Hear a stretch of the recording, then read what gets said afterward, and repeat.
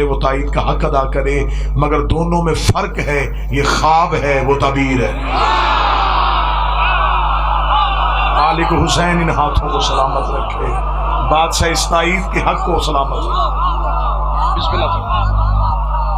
وہ خواب، بسم اللہ سرکار، یہ تعبیر، اس میں دیکھا، اس میں کیا۔ جملہ بدلتا ہوں، جو ابراہیم نے دیکھا وہ حسین نے کیا۔ اتنا فرق ہے نبوت میں اور امامت میں۔ نبوت جسے صرف دیکھتی ہے، امامت اسے کرتی۔ لیکن ذی الحج کا چاند آیا، ٹیلی ویژن اور اخبارات بھر گئے، مسجدوں کے لاؤڈ سپیکر کھل گئے، مولویوں نے اپنے بچوں کو حضرت ابراہیم کی کہانی سنانی شروع کر دی۔ یہ مہینہ منسوب ہے حضرت ابراہیم سے، ہر مسجد میں واقعہ پڑھا گیا، پڑھا جائے گا، پڑھتا جائے گا کہ مسلمان علماء اپنے بچوں کو بتائیں گے یہ مہینہ منسوب ہے ابراہیم سے۔ ابراہیم نے خواب دیکھا تھا، بیٹے کی گردن پہ چھری رکھی تھی اور ایک دمبا اللہ نے آسمان سے بھیج دیا تھا۔ اب قیامت تک اس دمبے کی یاد میں مسلمان اپنے گھروں میں جانوروں کو ذبح کرتے ہیں۔ حضرت ابراہیم کے دن آئیں گے، 10 ذی الحج کو قربانی منائی جائے گی۔ قربانی شیعہ کریں گے، گوشت سنی گھروں میں جائے گا۔ قربانی اہل سنت کریں گے، گوشت شیعوں کے گھروں میں آئے گا۔ نہ کہیں کوئی جھگڑا، نہ کہیں کوئی لڑائی، نہ کہیں کوئی دنگا، نہ کہیں کوئی فساد، نہ تھانے سے اجازت، نہ امن کمیٹی، نہ فوج کے پہرے، نہ پولیس کی اجازت۔ وہ کس کی یاد ہے؟ ابراہیم کی۔ محرم کس کی یاد ہے؟ حسین کی۔ اس کا مطلب ہے ابراہیم کی یاد میں کوئی لڑائی نہیں، حسین کی یاد میں سارے جھگڑے۔ مولوی ہمیں اتنا بتا، تو نے کلمہ ابراہیم کا پڑھا ہے یا محمد کا پڑھا؟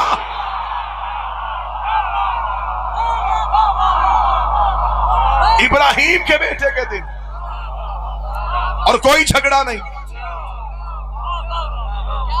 متوجہ رہیے گا صاحبہ، حسین کے دن آئے، بلکہ میں جملہ بدلتا ہوں، جگانے کے لیے جملہ پڑھنے لگا۔ اسماعیل کے دمبے کی شبیہ سج سج کے بازاروں میں پھرے گی۔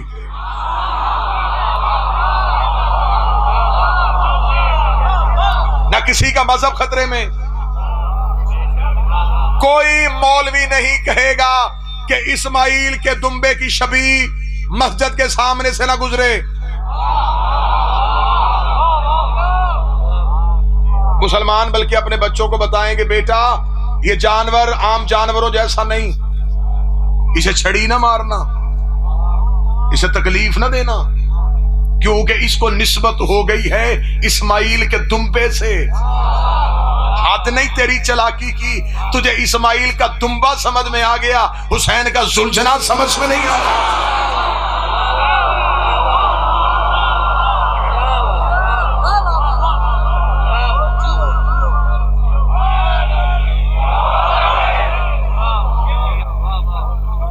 ابراہیم کی یاد سب نے منائی، حسین کی یاد میں ہم تنہا۔ ابراہیم کی یاد خوشی کی یاد تھی، محرم ہے دکھ کی یاد۔ خوشیوں میں سارے آ جاتے ہیں، بسم اللہ۔ دکھوں میں وہی آتا ہے جسے اپنا درد محسوس ہو۔ حجاج کرام پوری دنیا سے حجاز مقدس پہنچ گئے، حج کی تیاری شروع ہے۔ میں جی لاہور آنکھوں کے سامنے ہے، میرے واجب الاحترام برادر نوید صاحب تشریف فرمائے، دعا لینے کی خاطر کو۔ بندے حج مسلمان ہو کے کرتے، انہیں حسین سمجھ میں آ جاتا۔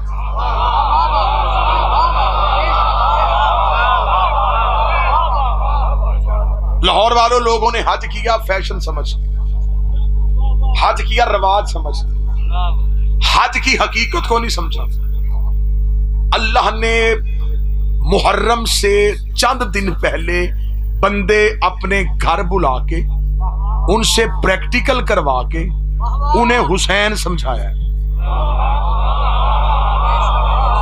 اب آپ کی یہ واہ واہ جو ہے نا، یہ داد جو ہے، یہ خشک داد ہے، وہ اس لیے کہ ابھی تک میں نے دلیل نہیں دی۔ رائتی نمبر لینے کا میں کبھی بھی زندگی میں حقدار نہیں رہا کہ آپ رائتی نمبر دیں، بات آپ سمجھیں گے پھر داد آئے۔ لوگوں نے حج کیا، میں نے کہا کہ اللہ نے گھر بلا کے حسین سمجھایا۔ جتنے اعتراض بندے محرم پہ کرتے اللہ اپنے گھر بلا کے محرم سے پہلے جواب دیتا۔ لے جی دلیلیں پڑھنے لگا۔ محرم میں سب سے پہلا اعتراض، ادھر محرم کا چاند طلوع نہیں ہوگا، یا آپ کو کہیں نہ کہیں سے کوئی نہ کوئی مولوی کہیں نہ کہیں سے آوازیں بلند کرنا شروع کر دیں گے کہ ہمیں بات سمجھ میں نہیں آتی، امام حسین شہید ہو گئے تو یہ شیعہ قوم سڑکوں میں بازاروں میں جلوس نکال کے یہ اپنے جسم کاٹتے ہیں، یہ زنجیر مارتے ہیں، یہ ماتم کرتے ہیں، یہ خون بہاتے ہیں۔ یہ سب کچھ تو قرآن میں کہیں نہیں لکھا، بلکہ ان کو بہتر سے بہتر حل ہم بتاتے ہیں۔ اس کا سب سے بہتر حل یہ ہے، گھروں میں بیٹھنا چاہیے، باوضو ہونا چاہیے، قرآن پڑھنا چاہیے، شہدائے کربلا کو بچنا چاہیے، نمازیں پڑھنی چاہیے، شہدائے کربلا کو بخشنی چاہیے، انہیں ثواب پہنچانا چاہیے۔ آج کے اس ماڈرن دور میں سانس لینے والا بچہ اس بات کو جلدی قبول کر لیتا ہے کہ یہ بات ٹھیک ہے، بجائے جسم کاٹنے کے، بجائے خون نکالنے کے گھروں میں بیٹھ کے قرآن پڑھتے ہیں، قرآن پڑھ کے کربلا والوں کو ہدیہ کرتے ہیں، اس بات کا اجر زیادہ ہو جائے گا۔ میں محرم سے پہلے شیعہ قوم کی نوجوان نسل کی نمائندہ خطابت کی حیثیت سے یہ جملے کثرت سیدہ میں ضرور کہنا چاہوں گا کہ جو بندے کہتے ہیں کہ کربلا کے شہداء کو قرآن پڑھ کے بخشنا چاہیے، اس مولوی کی گردن پہ میں گھٹنا رکھ کے اسے یہ منوانے کی کوشش کروں گا، قرآن ہمیشہ اسے بخشا جاتا ہے جو مرنے کے بعد خود نہ پڑھ سکے، قرآن اسے بھیجا جاتا ہے جو مرنے کے بعد خود نہ پڑھ سکے، اور جو نیزے کی نوک پہ قرآن کی تلاوت کرتا ہو وہ تیری آیتوں کا محتاج نہیں ہے، وہ تیری تلاوتوں کا محتاج نہیں ہے، اور قرآن کاریوں کو بخشا جاتا ہے، وارثوں کو نہیں بخشا جاتا۔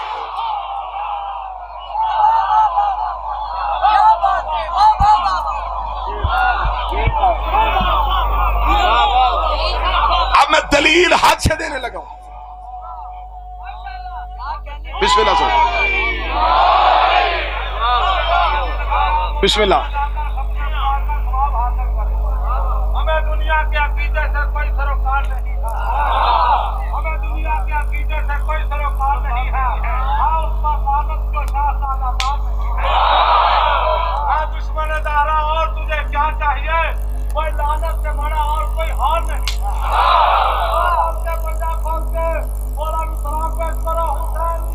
زندہ زندہ مردہ مردہ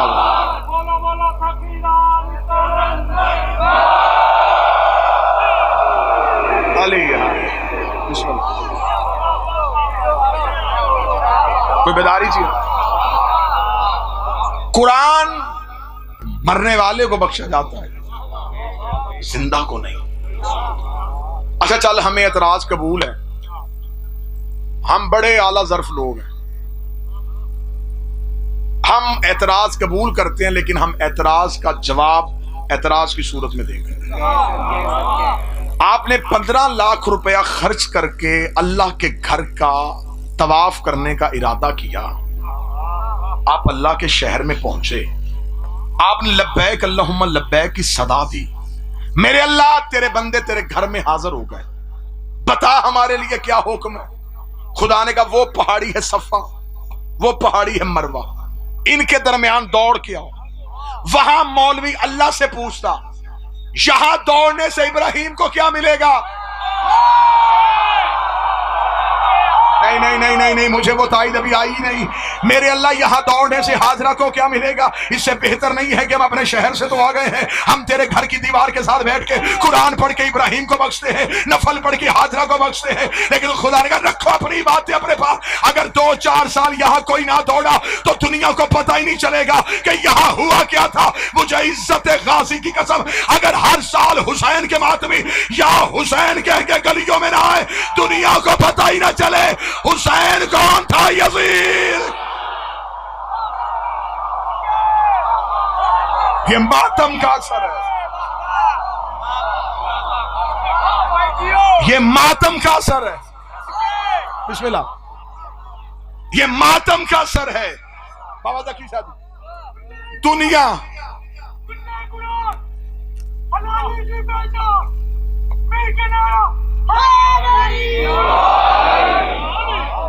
یہ ماتم کا موجہ پیر جہانی ہے۔ دنیا کو تمہاری تعداد سے خوف نہیں آتا، تمہارے ماتم کی جھنکار سے خوف آتا ہے۔ اچھا پھر حسین کے ماتم کا عجب معجزہ ہے، چھری کہیں چلتی ہے،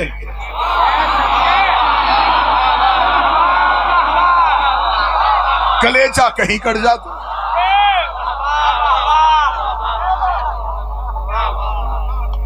یہ جو تو نے ہمیں مشورہ دیا تھا، ہم بڑی محبت سے مشورہ واپس دے رہے ہیں۔ محرم تو بعد میں آنا، ذی الحج پہلے۔ اللہ کے گھر میں جا کے کہو کہ ہم نے کوئی نہیں دوڑنا۔ اگر مولوی نے کہا کہ ہم یہاں نہیں دوڑیں گے تو یہ جملہ خطیب آل محمد قبلہ حضرت سنزیدی کا ہے۔ وہ کہتے ہیں کہ اگر کسی حاجی نے کہا کہ میں نہیں دوڑوں گا تو خدا کہے گا یا یہاں دوڑو یا یہاں سے دوڑو، یہاں دوڑنا پڑے گا۔ میرے مالک ہم تو نمازیں پڑھنے کے لیے آئے تھے، تو نے کس کام میں لگا دیا؟ دوڑو یہاں پہ۔ یہاں ایک بی بی دوڑی تھی، دوڑ کے واقعہ زندہ کرو۔ واپس اپنے اپنے ملک جاؤ گے، لوگ پوچھیں گے کیا کیا؟ تم کہے ہم دوڑے۔ وہ پوچھیں گے کیوں دوڑے؟ تم بتاؤ گے ہاجرہ کی کہانی۔ بات پھیلتی چلی جائے گی۔ ہم بھی ہر سال محرم میں وہی کرتے ہیں کہ کربلا پھیلتی چلی جائے۔ پہلا اعتراض جواب حج سے ملے۔ دوسرا اعتراض، ٹھیک ہے جی آپ امام حسین علیہ السلام کا ماتم کیا کریں، لیکن یہ آپ خود ہی کپڑا لاتے ہیں، خود ہی چومتے ہیں، خود ہی تعزیہ بناتے ہیں، خود ہی چومتے ہیں۔ یہ چیز سمجھ میں نہیں آتی۔ میں یہ چیز بھی سمجھا دیتا ہوں جناب، آپ محبت سے سوال کریں تو صحیح، ہم آپ کو یہ بھی سمجھا دیتے ہیں۔ آپ نے کہا کہ اپنے ہاتھ سے بنائی چیز کیسے چومی جا سکتی ہے؟ آپ حج کرنے کے لیے گئے، وہاں آپ صرف غلاف کعبہ نہیں چوم کے آئے، وہاں آپ ایک پتھر بھی چوم کے آئے۔ جو بندہ یوں یوں کر رہا ہے نا، وہ ٹی وی پہ لائیو حج ضرور دیکھے کہ جو میں کہہ رہا ہوں ایسا حج میں ہوتا ہے۔ حجر اسود پر ہر بندہ نہیں پہنچ سکتا نوید بھائی، وہاں لاکھوں کا ہجوم ہوتا ہے، اور جو حجاج کرام پہلی بار جاتے ہیں ان کی حسرت، ان کی خواہش تو بڑی ہوتی ہے زوار بھائی کہ کسی نہ کسی طریقے سے ہم حجر اسود تک پہنچ سکیں، لیکن جب وہ حجر اسود تک نہیں پہنچ سکتے، وہ رش سے گھبرا جاتے ہیں، تو وہاں پہ کھڑے ہوئے معلمین سے پوچھتے ہیں کہ ہماری بڑی حسرت تھی، ہم حجر اسود کا بوسہ لیں، ہم حجر اسود تک نہیں پہنچ سکتے، ہمارے لیے شریعت میں کوئی دوسرا رستہ ہے؟ انہوں نے کہا ہاں دوسرا رستہ ہے، جب تم طواف کعبہ کرتے ہوئے حجر اسود کے بالکل سامنے آ جاؤ تو اپنے ہاتھ کو اپنے احرام سے نکالو، اپنے دائیں ہاتھ کو حجر اسود کی جانب کرو، اور پھر اپنے ہاتھ کو حجر اسود سمجھ کے چومو، اپنے ہاتھ کو حجر اسود سمجھ کے چومو۔ رکھ مولوی کے سر پہ قرآن، چوما ہاتھ تھا، ثواب حجر اسود کا کیسے ہو گیا؟ وہ کہتے چومتے ہم ہاتھ ہیں لیکن ذہن میں حجر اسود ہوتا ہے، اور چومتے ہم تعزیہ ہیں، ذہن میں روضہ حسین۔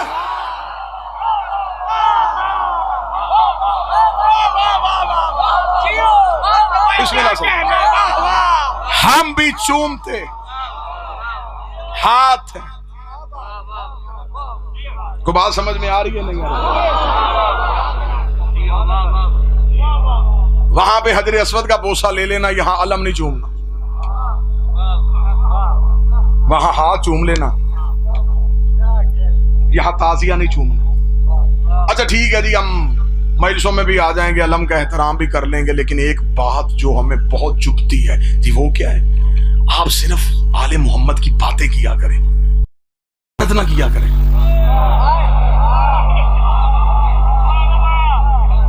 اور سب لعنت کیوں نہیں کرنے دیتے؟ او جی چھوڑیں جی لعنت، یہ اللہ اور بندوں کا معاملہ، جس نے غلط کیا ہوگا اللہ سزا دے گا۔ ہم کون ہوتے ہیں اللہ کا کام کرنے والے؟ سزا وہ دے گا۔ یزید برا ہے، وہ سزا دے گا، جو برا ہے۔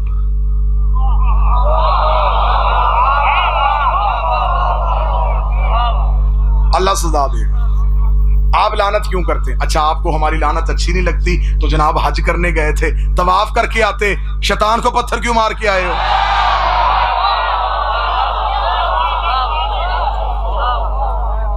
وہاں بھی کہہ دیتے میرے اللہ نہیں، تیری صرف عبادت کرنی ہے، لعنت نہیں کرنی۔ خدا نے کہا وہ عبادت کون سی ہوتی ہے جس میں تولا ہوتا ہے، تبرہ نہیں؟ میری عبادت کرنی ہے تو صرف میری عبادت نہیں کرنی، میرے دشمن پہ لعنت بھی کرنی، وہاں پہ تبرہ کیا جاتا ہے۔ اور جن کو پتھر مار کے حاجی آتے ہیں وہاں شیطان ہے بھی نہیں۔ بندے پریشان ہو کے مجھے دیکھ رہے ہیں، میں پہلی بار حج پڑھ رہا ہوں، ایسا نہیں ہوتا، وہاں پر شیطان ہے، دیواریں بنی ہوئی، دیواروں کو پتھر مار رہے۔ میرے مالک یہاں پر تو شیطان ہے نہیں، فرمایا گھر بلا کے سمجھایا، عزت کرنی ہو اصل نہ ملے شبیہ ہی کر لینا، لعنت کرنی ہو اصل نہ ملے شبیہ پہ کر لینا۔ شیطان ایک ہے جس نے سجدے کا انکار کیا،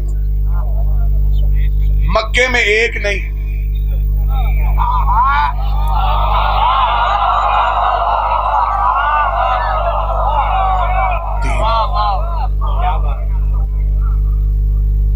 میں غلط کہہ رہا ہوں؟ وہاں بڑی جذباتی قوم ہے جی، مجھے میرا کام نہیں کرنے دیا، میں بات پوری بھی کروں گا اور دلیل سے بھی کر دیں۔ شیطان وہاں پہ تین کیوں ہے؟ اس نے تین حلیوں میں آ کے نبی کو گمراہ کرنا چاہا، خدا نے کہا قیامت تک اس کے تینوں حلیوں پہ لعنت کرو۔ مطلب شیطان کو وہاں پتھر مارے جاتے ہیں، پتھر کیوں مارے جاتے ہیں؟ جب حضرت ابراہیم حضرت اسماعیل کو لے کے گھر سے نکلے، اس نے پہلا حملہ کیا نبی کی بیوی پہ۔ یہ پہلی بار اس نے آسان ٹارگٹ پہلے چنا، اسے پتا تھا کہ نبیوں کی بیویاں گمراہ ہو جاتی ہیں،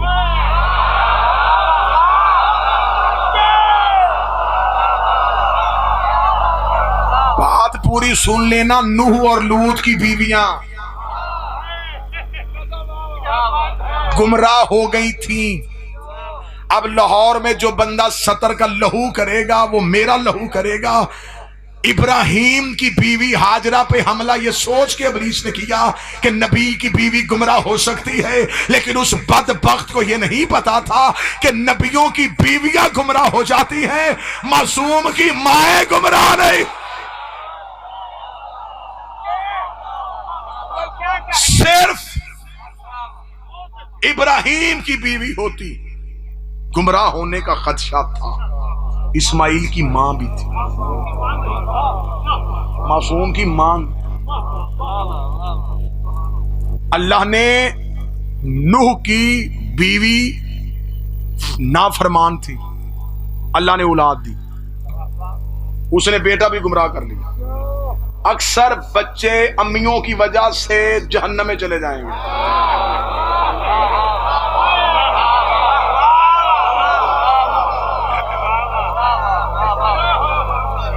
نوح نبی تھا، امی ٹھیک نہیں، ماں ٹھیک نہیں، بچہ لگ گیا ماں کے پیچھے، ماں نے کر دیا گستاخ، باپ کو نہیں نبی کو چھوڑ کے پہاڑ پہ چڑھ گیا، پہاڑ پہ چڑھ گیا اور ڈوب گیا۔ ایسا ہی قرآن یہاں لے آؤ، نوح کا بیٹا ڈوبا، تربیت باپ نے نہیں کی، بچپن سے ماں نے گستاخ کیا۔ اب یوں ہوا کے جھونکے کی طرح گزر جاؤں گا۔ میں دل سے دعا کرتا ہوں کہ ہر بندہ نہ ہی سمجھے، ہاں میں دعا کرنے لگا ہوں، اب جو سمجھیں گے وہ خود ہی بول پڑیں گے۔ اب نوح کی بیوی نے بیٹے کی تربیت اچھی نہیں کی، بیٹا ہو گیا گمراہ، بیٹا نبی کو چھوڑ گیا، اور قیامت تک جو بھی مولوی اٹھتا، نوح کا بیٹا نافرمان، نوح کا بیٹا جاہل، نوح کا بیٹا گمراہ ہو گیا، نوح کا بیٹا ڈوب گیا۔ خدا نے کہا میں نے تو بیٹا دیا تھا لیکن تربیت ماں نے اچھی نہیں کی، الزام نبی پہ آ گیا۔ خدا نے کہا آج کے بعد نبی کی ایسی بیوی کو اولاد دینی نہیں۔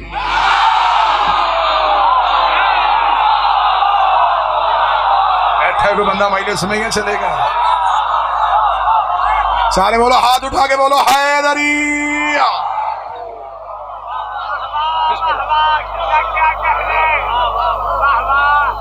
آج کے بعد کسی بھی ایسی پیر تک کی شادی، نبی کی ایسی بیوی کو اولاد نہیں دیتی، تربیت مائیں اچھی نہیں کرتی۔ کی پروگرام الزام اب اس نے پہلا حملہ کیا بی بی ہاجرہ پہ، دروازے پہ دستک دی۔ اچھا یہ ابلیس کے پاس اللہ کی دی ہوئی طاقت میں سے ایک طاقت ہے کہ یہ روپ بدل لیتا ہے، یہ روپ بدل کے انسانوں کے درمیان پھرتا رہتا ہے۔ قرآن کہتا ہے کہ روپ بدلتا ہے۔ اچھا ابلیس کے جتنے روپ میں نے تاریخ میں پڑھے ہیں نا، یہ ممبر کی غلاف پہ میرا ہاتھ ہے، سیدہ کے قصر اور محل میں کھڑا ہوں، ابلیس جب بھی روپ بدل کے آیا ہے، یہ مولوی کے روپ میں آیا، ماتمی کے روپ میں نہیں آیا۔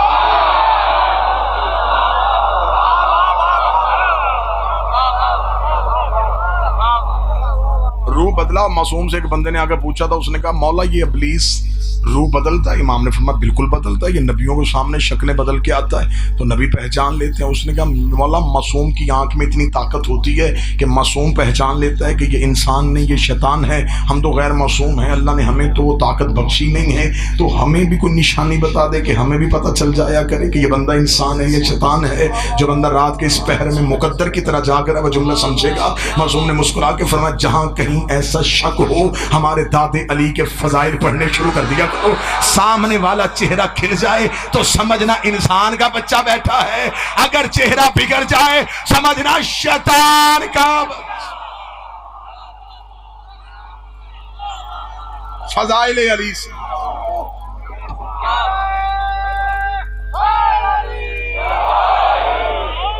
پہلا حملہ کیا اس نے،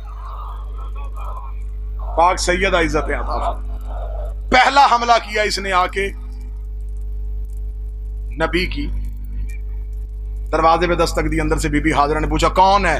کہنے لگا بی بی پوچھنے آیا ہوں حضرت ابراہیم کہاں ہے؟ بی بی نے کہا دوست کے گھر دعوت پہ گئے، کیونکہ حضرت ابراہیم یہی بتا کے گئے، باہر سے دیکھ کے کہنے لگا بی بی دعوت کوئی نہیں ہے، چھری لے کے گیا ہے، تیرا بیٹا سیوا کرنے لگا۔ بی بی نے کہا کیوں؟ کہتا ہے کہ خواب آیا، ماں تھی کلیجہ تڑپ گیا۔ تو پھر بی بی جلدی کر، سوچنا، دروازہ کھول، گھر سے نکل، دروازہ کھول، گھر سے نکل، دروازہ کھول، گھر سے نکل۔ پردے کے پیچھے کھڑی اسماعیل کے ماں نے کہا لا حول ولا قوت الا باللہ العلی العظیم، خدا تجھ پہ لعنت کرے، تو شیطان بول رہا ہے۔ اس کا بی بی تو نے کیسے پہچانا؟ فرمایا جو نبی کی بیوی کو حق کے مقابلے پہ گھر سے نکالے، کل بھی شیطان تھا آج بھی۔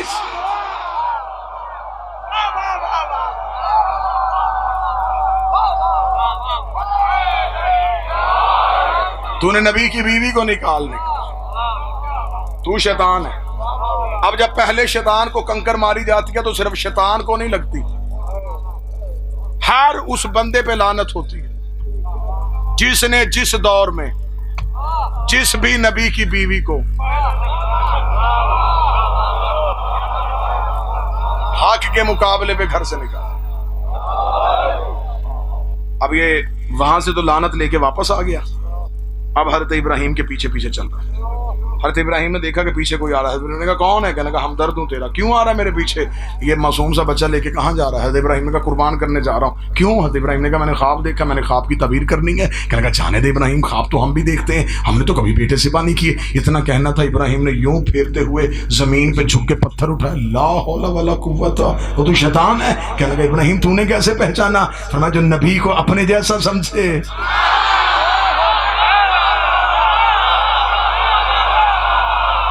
بندہ تو ہوتا ہی نہیں۔ اب جب دوسرے شیطان کو کنکر ماری جائے تو شیطان کو نہیں لگتی، ہر اس کردار پہ لعنت جس نے جس دور کے نبی کو اپنے جیسا سمجھا۔ اور بعض بندے اتنے مظلوم ہیں کہ مار بھی خود رہے ہوتے ہیں۔ کہا گیا بریک مجمع، لگ بھی خود رہا ہو۔ اب اس نے تیسرا حملہ کیا جناب اسماعیل پہ۔ جناب ابراہیم قربان گاہ کو صاف کر رہے تو جو اسماعیل کے پاس آ کے بیٹھ گیا۔ حضرت اسماعیل کا دامن ہلا، حضرت اسماعیل نے دیکھا ہاں کون ہے تو؟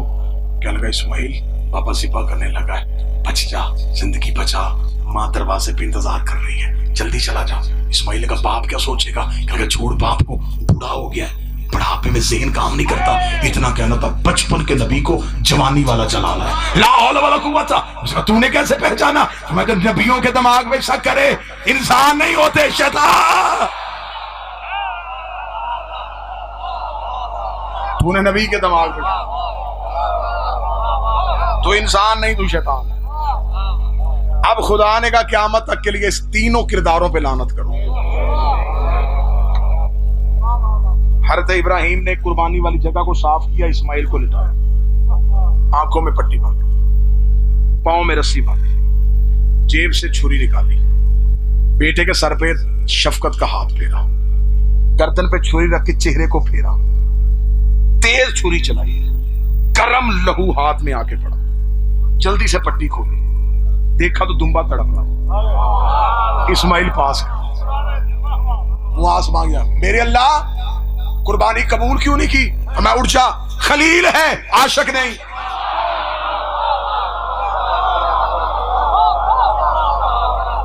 میرے مالک عاشق کیوں نہیں؟ فرمایا پٹی کیوں باندھی؟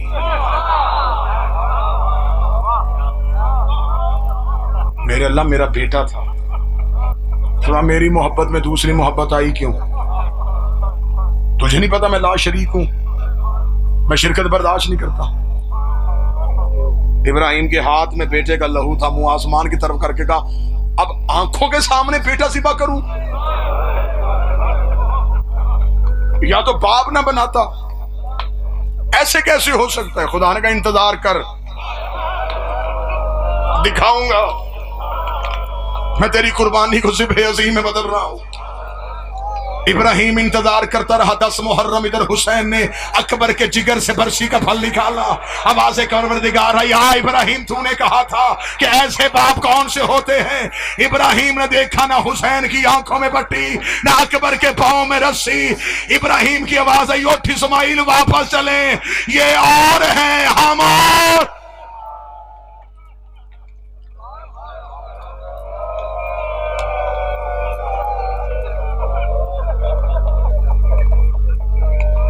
صرف اسماعیل کی گردن پہ چھری رکھنے کا نشان تھا۔ اسماعیل گھر آئے، ماں کو ساری کہانی سنائی، اماں میں لیٹ گیا تھا، اماں میرا ارادہ تھا کہ چھری چل جائے، اماں اللہ نے مجھے بچا لیا۔ تفسیر قرآن کہتی ہے ماں اپنی جگہ سے اٹھی، روکا دی اسماعیل گلے کے بٹن کھول، مجھے وہ جگہ دکھا جہاں چھری رکھی تھی۔ اسماعیل نے جگہ دکھائی، ماں نے 7 بوسے دیے۔ کتابیں کہتی جتنی دیر ہاجرہ زندہ رہی روز اسماعیل کی وہ جگہ چومتی، سجدہ شکر کا ادا کر کے دی میرا شکر ہے میرا لال بچ گیا، اگر چھری چل جاتی تو میں بیٹے سے پہلے ہی مر جاتی۔ آواز پروردگار آئی، ہاجرہ انتظار کر، میں تجھے کوئی ماں دکھاؤں گا۔ ادھر ہاجرہ کربلا کے ٹیلے پہ کھڑی تھی، جب 70 قدم کے فاصلے پہ زینب نے سر پہ قرآن رکھا، حسین کی آواز آئی زمین نیچے ہو جا، آواز آئی اونچی ہو، میں حسین کا سجدہ دیکھوں۔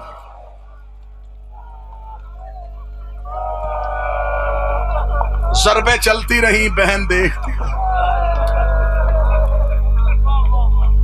وہ مسلمان جہاں نبی کا بیٹا بچ گیا، وہ بات تجھے یاد رہی۔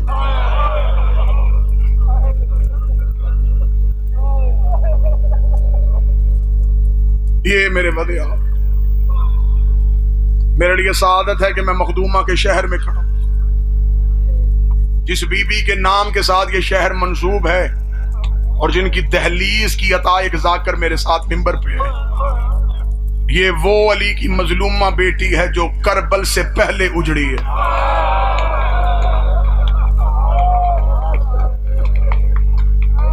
شام نہیں جا سکتے، عراق نہیں جا سکتے، اس بی بی کے حرم میں ضرور جائے گا۔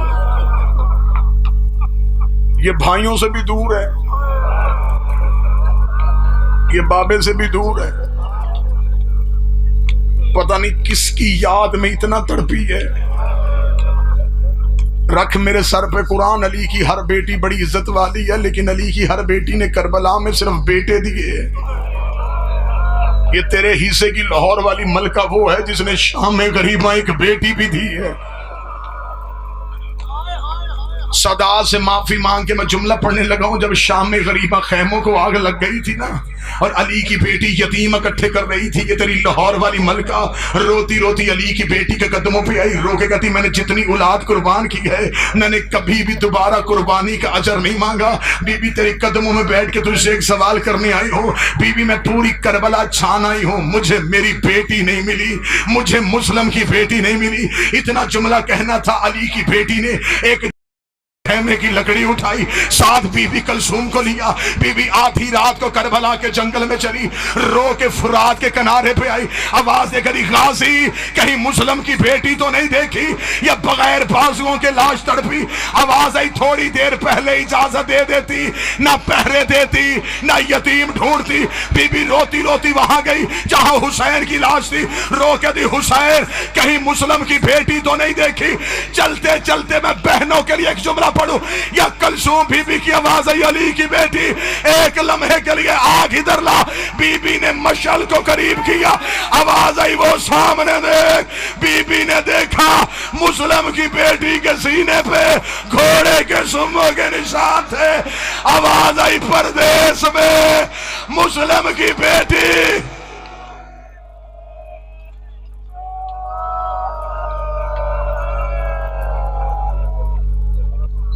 قبر بنائی علی کی بیٹیوں نے.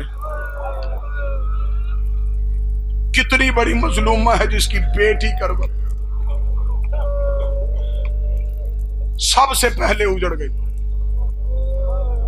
لوگ ہم سے کہتے ہیں شیعہ عید نہیں کرتے، ہم کریں تو کریں کیسے؟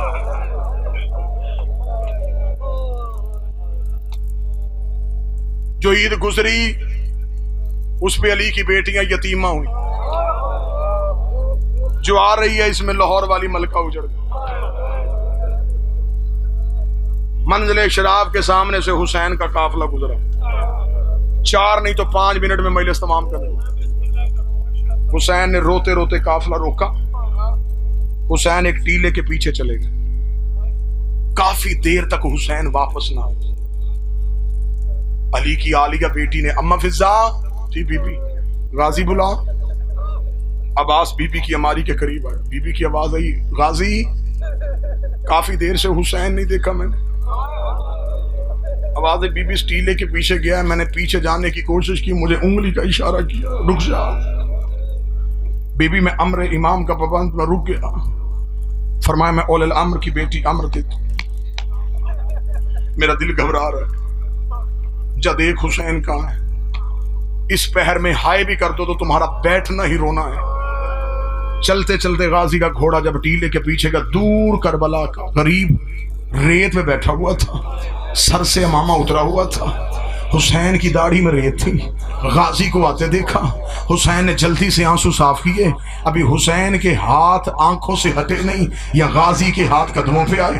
روکا تھا تجھے ماں کے پہلو کا واسطہ، مجھے بتا تجھے جنگل میں رلایا کس؟ مجھے بتا تو کیوں رویا؟ مجھے بتا تیرے رونے کی وجہ کیا؟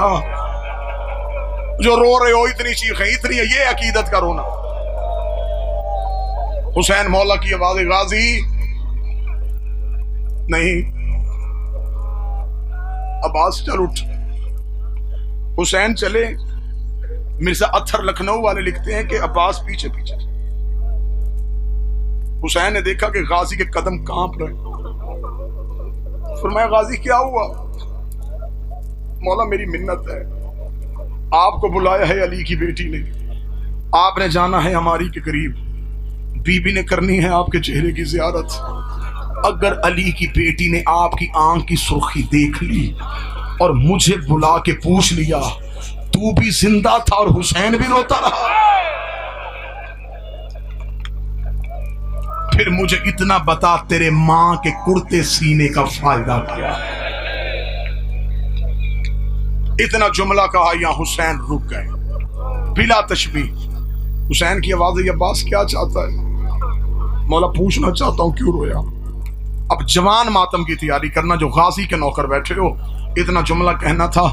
سخی عباس کی آنکھوں میں آنسو تھے. کریم کربلا کی آواز ہے عباس سن، میں تجھے اس لیے نہیں بتا رہا، میں ہوں بابے کے صبر کا وارث، تو ہے بابے کی تلوار کا وارث، میں صبر کر چکا ہوں، تو صبر کر لے گا۔ اتنا جملہ کہنا تھا، غازی کا امامہ زمین پہ گر گیا، رو کے کہنے لگا آج جنگل میں مجھے صرف اتنا بتائیے میں نے صبر کرنے کتنے ہیں۔ 19 رمضان میرے بابے کے سر پہ ضرب لگی، میں منتیں کر کے کہتا رہا کہ قاتل ابھی کوفے میں مجھے میری تلوار دے دے، تو نے میرے کاندھے پہ ہاتھ رکھے گا، میں غریب ہوں، میں صبر کر گیا۔ 28 سفر میرے مرے کے جنازے پہ تیر چلتے رہے، میں رو رو کے بہن بھائیوں کی منتیں کرتا رہا مجھے میری تلوار دو۔ کون حسن کو دفن نہیں ہوتا، دونوں بہن بھائیوں نے میرے بازو تھام کے کہا ہم غریب ہیں، میں صبر نہیں کر گیا۔ 26 رجب کو ولید کے دربار میں آپ کے سر کا نام لیا گیا، میں رو رو کے کہتا رہا انگلی کا اشارہ کر، کس کتے نے تیرے سر کا نام لیا ہے؟ تو نے کہا میں غریب ہوں، میں چپ کر گیا۔ اور 28 رجب کو علی کی بیٹیاں مدینے سے نکلی، میں رو رو کے کہتا رہا اوے علی کی بیٹیاں مدینے رہنے دے، ایک تلوار مجھے دے دے، ایک محمد حنفیہ کو دے، ایک مسلم کو دے، ایک اکبر کو دے، اگر شام سے پہلے کوفے کے صدر دروازے پہ تیرا علم نہ لگاؤ مجھے علی کا لا۔ کہاں کہاں صبر کروانے، تم سیدوں نے غازی کو آزمانا کتنا ہے۔ اتنا جملہ کہا، عباس جیسے مچھلی بغیر پانی کے تڑپتی ہے، بلا تشبیہ میرے بادشاہ سے تڑپے۔ حسین نے یوں سینے سے لگایا، یوں بازوؤں کے حصار میں لگا، غازی حوصلہ، عباس حوصلہ، میرا لال صبر، ابھی تو بڑے صبر کرنے، عباس حوصلہ کر۔ عباس کی آواز ہے مجھے صرف اتنا بتائیں آپ کیوں روئے؟ فرمایا عباس پھر وعدہ ہے تو صبر کرے گا؟ فرمایا بقیے والی زہرا زامن، میں صبر کروں گا جو بندہ ماتم کے راتھے سے آیا ہے۔ حسین کی آواز ہے میری دو انگلیوں کے درمیان دیکھ، عباس کے دونوں ہاتھ کمر پہ آئے۔ عباس روکا تھا کوئی قصر امارہ کی چھت ہے، کوئی غریب مسافر ہے، اس کے ابرو کٹے ہوئے ہیں، اس کے ہونٹ کٹے ہوئے ہیں، اس کے ہاتھوں میں ہنسیاں ہیں، اس کے پاؤں میں رسیاں ہیں، کبھی مدینے کو دیکھتا ہے کبھی مکے کو دیکھ رہا ہے۔ حسین کی آواز ہے عباس غور سے پہچان۔ عباس نے آنسو صاف کیے، روکتا ہے کہیں میری رقیہ تو نہیں اجڑ گئی، اور میری بہن کا گھر تو نہیں اجڑ گیا، اور میرا غریب مسلم تو نہیں ہے۔ آواز آئی پہچان یہ مسلم ہے۔ آواز دے کے غازی نے کہا تجھے تیری ماں کا واسطہ میں جنگ نہیں کرتا۔ ایک بار کوفے پہنچا، حسین روکے دے کرے گا کیا؟ فرمایا پردیس میں جنازہ کون اٹھائے گا، پردیس میں لاش کون اٹھائے گا؟ حسین کی آواز آئی اب ذرا زمین پہ دیکھ۔ غازی کی آواز آئی انگلیاں ہٹا۔ ایک کالے برقع والی بی بی کوفے کی گلیوں میں رو رو کے کہہ رہی ہے آؤ میرے حسین کا وکیل، آؤ میرے غریب کا سفیر، آؤ میرا کربلا کا شہید۔